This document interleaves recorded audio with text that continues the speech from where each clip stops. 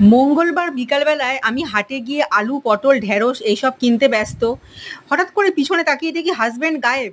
আমি ভাবলাম কোথায় গেল রে বাবা লোকটা। তারপরে দেখি ফোন করছে আমাকে, বলে আমি মাছের বাজারে দাঁড়িয়ে আছি। আমি তো অবাক যে আমাকে না বলে মাছের বাজারে চলে গেল, কারণ আমি বলেছিলাম আজকে মাছ কিনবো না। আমিও তাড়াতাড়ি করে দৌড়ে গিয়ে দেখি অলরেডি একটা জিনিস কিনে দাঁড়িয়ে আছে। আমার হাজব্যান্ড ভালোই জানে যে আমি অচেনা মাছ খাওয়া একদম পছন্দ করি না, কি জানি কেমন খেতে হবে। তাই ও আমাকে না জানিয়ে আগেভাগেই কিনে ফেলেছে। দোকানদার হেসে বলছে এটা নাকি ওমানের ইলিশ মাছ, নিয়ে যাও বৌদি, দারুণ হবে।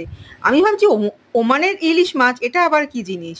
তারপরে বলল আসলে এটা ওমান থেকে আসা সার্ডিন ফিশ। তখন আমার মনে পড়লো, হ্যাঁ, দীঘার সি বিচে তো আমি এই সার্ডিন ফিশের খুব তেল ঝাল খেয়েছি, বেশ ভালোই লাগে খেতে। তাই তখন আমার আর কোনো আপত্তি থাকলো না, বাড়িতে নিয়ে আসলাম। ভেবেছিলাম আজকে দুপুরবেলায় ভালো করে বানাবো, কিন্তু হাজব্যান্ডের আর তর্স হয়েছিল না। সে বলল আজকে একটুখানি বৃষ্টি হয়েছে, ওয়েদারটাও ঠান্ডা ঠান্ডা, খুব সুন্দর করে দীঘার সি বিচের মতো একদম তেল ঝাল কষা কষা করে ফেলো তো মাছটা।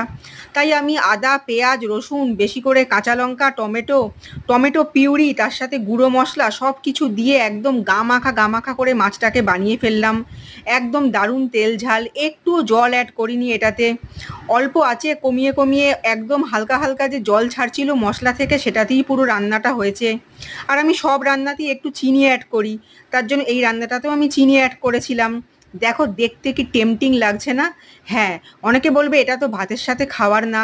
এটা আসলে অন্য কিছুর সাথে, মানে ওই যে সেই অন্য কিছু যেটার নাম আমি সোশ্যাল মিডিয়ায় নিতে পারবো না, সেটার সাথে খাওয়ার হতে পারে। তবে আমরা বরঞ্চ ওই অন্য কিছুর একটুও ভক্ত নই। তার জন্য গরম ধবধবে সাদা ভাত দিয়েই এই মাছটা আমাদের দারুণ লাগলো। বৃষ্টির রাতের ডিনারটা বেশ দারুণ জমে গেল।